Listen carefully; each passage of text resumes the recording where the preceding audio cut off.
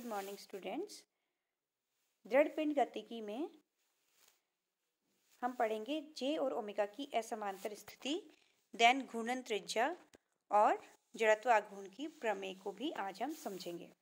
तो देखिए, जे और ओमेगा की असमांतर स्थिति, जब कोणीय संवेग और कोणीय वेग अलग अलग दिशाओं में होते हैं तो वो कौन सी ऐसी कंडीशन होती है उसको हम देखते हैं। असममित वस्तु के लिए कोई भी सममिति अक्ष नहीं होती है। असममित वस्तु का मतलब ये हुआ कि वस्तु का जो द्रव्यमान वितरण है, शेप और द्रव्यमान वितरण दोनों ही क्या है, असममित हैं। अगर हम बात करें कि कोई स्केल है और स्केल की अगर हम सममिति अक्ष बताना चाहें तो हम इजीली बता सकते हैं कि स्केल का जो मिड पॉइंट होगा वहां पर हम उसकी सिमेट्रिक एक्सिस को अज्यूम कर सकते हैं, क्योंकि स्केल का जो द्रव्यमान वितरण है वो प्रत्येक भाग में एक जैसा है, एक समान है। इसलिए उसकी जो सममिति अक्ष होगी वो बिल्कुल उसके मध्य बिंदु केंद्र से गुजरेगी। इसी तरह से अगर हम कोई डिस्क का अगर सममिति अक्ष बताना चाहें तो वो डिस्क के केंद्र से गुजरेगी, क्योंकि उस केंद्र के प्रति या उस सममिति अक्ष के प्रति उस डिस्क का द्रव्यमान वितरण सभी भागों में एक जैसा मिलेगा। लेकिन अगर कोई ऐसी वस्तु है जिसका आकार मान लीजिए त्रिभुज के आकार का है, तो उसका सममिति अक्ष त्रिभुज में भी अगर समबाहु त्रिभुज होगा तो बिल्कुल केंद्र से गुजरेगी। लेकिन अगर समबाहु त्रिभुज नहीं होगा, अगर त्रिभुज विषमबाहु है या समद्विबाहु है, तो उस केस में सममिति अक्ष त्रिभुज के केंद्र से ना गुजरकर कहाँ से गुजरेगी, जिधर द्रव्यमान वितरण ज्यादा होगा उसके नजदीक से गुजरेगी।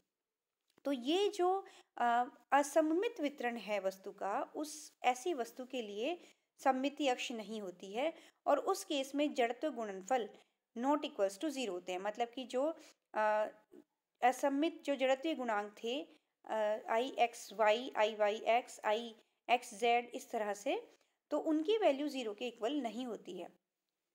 मानिए कि 3 समकोणिक घूर्णन अक्ष है एक्स, वाई और जेड, जिनसे कि एक रेफरेंस फ्रेम बनता है।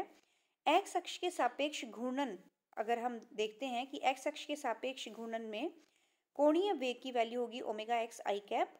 यहाँ पर ओमेगा वाई और ओमेगा जेड की वैल्यू 0 होंगी, क्योंकि हमने जो वस्तु का घूर्णन है वो किसके सापेक्ष माना है, केवल एक्स अक्ष के सापेक्ष माना है। तो इस केस में केवल कोणीय वेग का एक्स घटक ही हम ले सकते हैं, वाई और जेड घटक दोनों 0 होंगे। Since j equals to I omega होता है, आई को हमने मैट्रिक्स की फॉर्म में लिखा और ओमेगा को भी हमने मैट्रिक्स की फॉर्म में लिखा है, तो जे एक्स की वैल्यू यहाँ पर जो मैट्रिक्स की फॉर्म है आई की, उसमें आई के सभी कंपोनेंट्स हैं। इसी तरह ओमेगा में भी ओमेगा के सभी कंपोनेंट्स हैं, लेकिन ओमेगा वाई और ओमेगा जेड दोनों 0 हैं।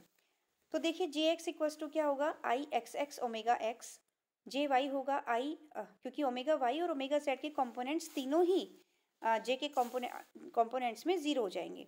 तो यहाँ पर जे एक्स की वैल्यू होगी आई एक्स एक्स ओमेगा एक्स, जे वाई की वैल्यू होगी आई वाई एक्स ओमेगा एक्स, जे जेड की वैल्यू होगी I Z x omega x.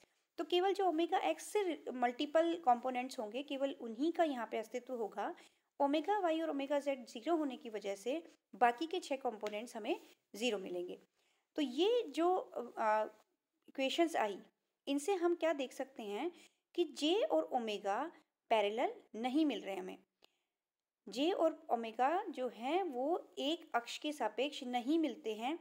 इसी प्रकार अगर हम वाई अक्ष के सापेक्ष घूर्णन की बात करते हैं तो ओमेगा हम ले लेंगे ओमेगा वाई जे कैप, क्योंकि वाई अक्ष के सापेक्ष घूर्णन हो रहा है तो ओमेगा की डायरेक्शन केवल वाई डायरेक्शन में होगी, और जेड अक्ष के सापेक्ष लेंगे तो ओमेगा की वैल्यू ओमेगा जेड के कैप लेंगे। अगर वाई अक्ष के सापेक्ष है तो ओमेगा की वैल्यू ओमेगा वाई जे कैप लेंगे, और इस केस में जे एक्स जे वाई जे जेड में केवल ओमेगा वाई का कंपोनेंट एग्जिस्ट करेगा। अगेन अगर जेड अक्ष के सापेक्ष होगी तो जे एक्स जे वाई जे जेड में केवल ओमेगा जेड का कंपोनेंट एग्जिस्ट करेगा। तो इस तरह से हम जब असममित वस्तु की बात करेंगे तो वहां पर जे और ओमेगा समांतर नहीं होंगे। ठीक है, अब नेक्स्ट देखिए घूर्णन त्रिज्या। घूर्णन त्रिज्या क्या होती है? जब दृढ़ पिंड गतिकी की हम बात करते हैं तो घूर्णन त्रिज्या इस तरह से डिफाइन करते हैं। आई, सिंस हम जानते हैं कि आई जो होता है जड़त्व आघूर्ण, that is equivalent to M K square. यहाँ पर m पिंड का संपूर्ण द्रव्यमान है और k जो है उसको हम इस तरह से k अभी हमने मान ली कि k एक त्रिज्या है, क्योंकि जड़त्व आघूर्ण को हम किस तरह से लिखते हैं, द्रव्यमान गुणा त्रिज्या का स्क्वायर। तो देखिए, चूंकि हम जानते हैं कि घूर्णन गति करते हुए पिंड का जड़त्व आघूर्ण उस पिंड के द्रव्यमान के साथ साथ किस पर निर्भर करता है, घूर्णन अक्ष के सापेक्ष द्रव्यमान वितरण पर। और द्रव्यमान वितरण का मतलब हो गया कि अक्ष से विभिन्न द्रव्यमान कणों की दूरियों के ऊपर निर्भर करता है, क्योंकि I equals to summation I mi ri square होता है। तो देखिए, अगर हम एक ऐसे बिंदु की कल्पना करें पिंड के अंदर जहां पर वस्तु का संपूर्ण द्रव्यमान m केंद्रित मान लें, जिसे हम द्रव्यमान केंद्र भी कहते हैं, और घूर्णन अक्ष से उस बिंदु की प्रभावी दूरी हम कैपिटल K मान लें, तो यहाँ पर जो कैपिटल K है वो क्या हो गई, वो उस बिंदु की दूरी हो गई घूर्णन अक्ष से जहाँ पर हम पिंड का संपूर्ण द्रव्यमान कैपिटल M केंद्रित मान सकते हैं। और तो जो जड़त्व आघूर्ण हमें पिंड का प्राप्त होगा वो वही होगा जो कि वास्तविक द्रव्यमान वितरण से प्राप्त होता है। अगर हम ये मान रहे हैं कि m द्रव्यमान किसी केंद्र पर स्थित है और उस बिंदु या केंद्र की दूरी घूर्णन अक्ष से कैपिटल K है, तो इसका जो जड़त्व आघूर्ण आएगा that is M K square आएगा। और एम के स्क्वायर इक्विवेलेंट होगा summation I mi ri square के सभी कणों के आघूर्णों के योग के बराबर आएगा। इसी K को हम क्या कहते हैं, घूर्णन की त्रिज्या कहते हैं। तो इसकी वैल्यू क्या आएगी, under the root summation I mi ri square upon capital M। तो ये हमारी घूर्णन त्रिज्या होती है। अतः घूर्णन करते हुए किसी पिंड की परिभ्रमण त्रिज्या उसके घूर्णन अक्ष से वह दूरी होती है जिसके वर्ग का द्रव्यमान से गुणनफल पिंड के जड़त्व आघूर्ण के बराबर होता है। तो वो संपूर्ण पिंड के जड़त्व आघूर्ण को रिप्रेजेंट करता है। K का मान घूर्णन अक्ष की दिशा और स्थिति पर तथा घूर्णन अक्ष के सापेक्ष पिंड के द्रव्यमान वितरण पर निर्भर कर रहा है। तो ये तो R के ऊपर घूर्णन अक्ष की दिशा पर और स्थिति पर निर्भर कर रहा है, साथ ही साथ पिंड के द्रव्यमान वितरण पर भी निर्भर करता है। तो ये हमें हमेशा ध्यान रखना है कि जब भी जड़त्व आघूर्ण की हम बात करेंगे तो पिंड के जड़त्व द्रव्यमान वितरण के ऊपर जड़त्व आघूर्ण का मान निर्भर करेगा। यदि पिंड कंटिन्यूअस स्ट्रक्चर से बना है या हम कहें कि सिमेट्रिक द्रव्यमान वितरण है, तो I की वैल्यू होगी, कंटिन्यूअस स्ट्रक्चर का मतलब हो गया कि बीच में कहीं ब्रेक नहीं है, द्रव्यमान जो है सतत विद्यमान है। तो उस केस में I की वैल्यू हम समीशन की जगह को इंटीग्रेशन में चेंज कर सकते हैं। सो I इक्वल्स टू होता है समाकलन R स्क्वायर इंटू DM। ठीक है, DM वेरिएबल हो गया मास, तो मास के ऊपर हम इसे इंटीग्रेट कर सकते हैं। यहाँ डायग्राम में देखिए डिफरेंट मासेस दिखाए गए हमें, M1 M2 M3 इस तरह से, और इनकी जो त्रिज्याएं हैं घूर्णन अक्ष से R1 R2 R3, तो ये सभी त्रिज्याएं अलग अलग होती हैं, डिफरेंट होती है। तो डिफरेंट वृत्तीय पथों पर पार्टिकल्स मूव करते हैं। अब देखिए, बहुत इंपॉर्टेंट इसका टॉपिक है जड़त्व आघूर्ण प्रमेय, theorems of moment of inertia. तो मोमेंट ऑफ इनर्शिया के लिए दो थ्योरम्स की हम बात करेंगे, क्योंकि हमने यहाँ देखा था कि जड़त्व आघूर्ण का मान उस अक्ष की स्थिति पर और उसकी अभिविन्यास या दिशा पर निर्भर करता है जिसके सापेक्ष वह दृढ़ पिंड घूर्णन कर रहा है। तो घूर्णन अक्ष का यहाँ पर बहुत महत्वपूर्ण रोल होता है कि घूर्णन अक्ष हमने क्या ली है। जिस पिंड की घूर्णन गति की हम बात करेंगे या जिस पिंड के जड़त्व आघूर्ण की हम बात करेंगे, तो हमें हमेशा पता होना चाहिए कि हम कौन सी अक्ष के सापेक्ष उस पिंड का जड़त्व आघूर्ण फाइंड आउट कर रहे हैं। अगर एक पिंड में एक से ज़्यादा घूर्णन अक्ष पॉसिबल होती हैं तो उसका जड़त्व आघूर्ण उन्हीं अक्षों के अकॉर्डिंगली चेंज होता जाएगा।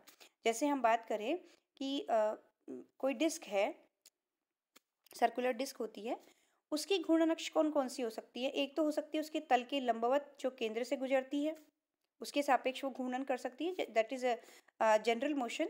जनरल हम अक्ष जो जब भी लेते हैं, जब भी बात करते हैं, हम अज्यूम करते हैं हमारे माइंड में, तो हम क्या अज्यूम करेंगे कि किसी भी डिस्क के केंद्र से गुजरने वाली उसकी तल के लंबवत दिशा में। तो एक तो वो अक्ष हो गई। सेकंड अक्ष हो सकती है कि जो उसका व्यास होता है, उसका जो व्यास है डिस्क का, उसी व्यास को हम आगे बढ़ा दें और डिस्क उसके सापेक्ष रोटेट करें। उसका आधा पार्ट पहले ऊपर होगा, आधा पार्ट नीचे होगा, फिर वो नीचे वाला पार्ट ऊपर आएगा, ऊपर वाला पार्ट नीचे जाएगा। इस तरह की जो मोशन होगी, दैट इज अनदर मोशन। तो ये दूसरी अक्ष हो गई। तीसरी अक्ष हो सकती है कि तल के लंबवत, लेकिन उसकी परिधि से को टच करके जाती है। मतलब केंद्र से आर त्रिज्या पे दूरी पर कहाँ होगी, उसकी परिधि को टच करते हुए जा रही है और तल के लंबवत है। दूसरी अक्ष ये हो गई। अनदर अक्ष हो सकती है जो डायमीटर के पैरेलल होगी, परिधि को टच करते हुए उसी के तल में, लेकिन डायमीटर के पैरेलल जो परिधि को टच करते हुए चौथी अक्ष जाएगी। तो इस तरह से बहुत सारी अक्ष हो सकती हैं किसी पिंड के लिए, एक से ज़्यादा, जिनके सापेक्ष हम उसका जड़त्व आघूर्ण निकालेंगे। और हम ये निकालेंगे भी, डिस्क के लिए भी निकालेंगे, कुछ अलग और भी पिंड सिस्टम्स के लिए हम मोमेंट ऑफ इनर्शिया की बात करेंगे। उनके लिए हम अलग अलग केसेस लेंगे जिनमें हम डिफरेंट अक्षों के सापेक्ष उसका जड़त्व आघूर्ण निकालेंगे। तो देखिए, इसमें पहली हम बात करते हैं समकोणिक अक्षों की प्रमेय। समकोणिक अक्षों की प्रमेय, तो जैसा कि नाम से जाहिर है कि ऐसी अक्ष जो कि एक दूसरे के पैरेलल होंगी, एक दूसरे से लंबवत होंगी। तो ऐसी समकोणिक अक्षों की प्रमेय हमें क्या बताती है कि आई जेड, तीन अक्ष हैं एक्स वाई जेड और तीनों आपस में पैरेलल हैं या परपेंडिकुलर हैं। तो देखिए आई जेड इक्वल्स टू होता है आई एक्स प्लस आई वाई। तो ये आप जो प्रमेय है ये हमें क्या बताती है, क्या समझा रही है कि अगर दो परपेंडिकुलर एक्सिस के सापेक्ष अगर हमें पिंड का जड़त्व आघूर्ण पता है, तो उन दोनों के परपेंडिकुलर तीसरी जो अक्ष है उसके सापेक्ष पिंड का जड़त्व आघूर्ण हम इस इक्वेशन से पता कर सकते हैं। I Z equals to I X plus I Y. तो आई एक्स यहाँ पर देखिए, अगर हम एक पिंड ले रहे हैं आर्बिट्रेरी शेप का और इसके किसी बिंदु ओ पर हमने ये रेफरेंस फ्रेम अटैच किया है जिसकी perpendicular axis X Y and Z हैं, मूल बिंदु इसका ओ है। तो देखिए, अगर हम एक पिंड कण की बात कर रहे हैं पी, यहाँ पर पी एम द्रव्यमान का एक कण ले लिया, इसका स्थिति सदिश आर है and R is what, R equals to I cap X plus J cap Y, ये इसका स्थिति सदिश है। तो देखिए आई एक्स क्या होगा, एक्स डायरेक्शन के सापेक्ष इसका जो जड़त्व आघूर्ण होगा पिंड, अगर एम कण के ऊपर समीशन कर देंगे हम संपूर्ण पिंड के लिए, तो ये होगा summation M Y square. Y क्यों आया कि वाई वो दूरी है जो एक्स अक्ष से दूरी, हमें क्या देखनी है, जिस अक्ष के सापेक्ष हम जड़त्व आघूर्ण फाइंड आउट कर रहे हैं उस अक्ष से उस कण की दूरी देखनी है। तो एम कण का जड़त्व आघूर्ण कितना होगा, एम इंटू वाई स्क्वायर होगा एक्स अक्ष के सापेक्ष। इसी तरह से वाई अक्ष के सापेक्ष एम कण का जड़त्व आघूर्ण क्या होगा, वाई अक्ष से एम कण की दूरी कितनी है, एक्स, तो ये जड़त्व आघूर्ण होगा एम एक्स स्क्वायर। संपूर्ण पिंड के लिए निकालेंगे तो आई वाई की वैल्यू हो गई, इसका समीशन कर देंगे, समीशन एम एक्स स्क्वायर। इसी तरह से आई जेड की वैल्यू क्या होगी, आई जेड की वैल्यू होगी, जेड से कितनी डिस्टेंस है पिंड की, जेड से डिस्टेंस हो गई आर, जेड से कितनी डिस्टेंस है, स्मॉल आर है, तो समीशन एम आर स्क्वायर। अब हम जानते हैं कि आर स्क्वायर इक्वल्स टू हम पुट कर सकते हैं x square plus y square, तो ये हो गया summation m x square plus y square, इसको हमने ओपन कर दिया। तो ये जो वैल्यू आई summation m x square plus summation M Y square, ये क्या आई हमारे पास, I y plus I x. तो आई जेड हमने प्रूव कर दिया कि जो तीनों अगर परस्पर परपेंडिकुलर एक्सिस हैं, तो तीसरी या किसी भी एक अक्ष के सापेक्ष जड़त्व आघूर्ण बाकी की दोनों अक्षों के सापेक्ष जड़त्व आघूर्ण के योग के बराबर होता है। तो इसे हम अगर इसका कथन देना चाहें तो इसका कथन क्या होगा कि किसी समतल पटल का इसके तल के लंबवत अक्ष के सापेक्ष जड़त्व आघूर्ण इसके तल में स्थित दो पारस्परिक लंबवत अक्षों के सापेक्ष जड़त्व आघूर्णों के योग के बराबर होता है, जबकि अभिष्ट अक्ष दोनों लंबवत अक्ष के कटान बिंदु से होकर गुजरती है। ये भी इम्पॉर्टेंट बात है, ये पॉइंट बहुत इम्पॉर्टेंट है, इसको ध्यान रखिएगा आप कि ये शर्त है कि तीनों जो लंबवत अक्ष हैं वो उनका कटान बिंदु क्या होना चाहिए, एक होना चाहिए, सेम होना चाहिए। ठीक है, ये ओ बिंदु पर आकर यहाँ मिल रही है, तो यहाँ इसको हम जरूर लिखेंगे। अब देखिए दूसरी है सेकंड जो प्रमेय है उसे हम नेक्स्ट लेक्चर में देखेंगे। आज हम यहीं तक पढ़ेंगे, तो इसे हमें बहुत अच्छे से इन चीज़ों का ध्यान रखते हुए इसे लर्न करना है। Thank you.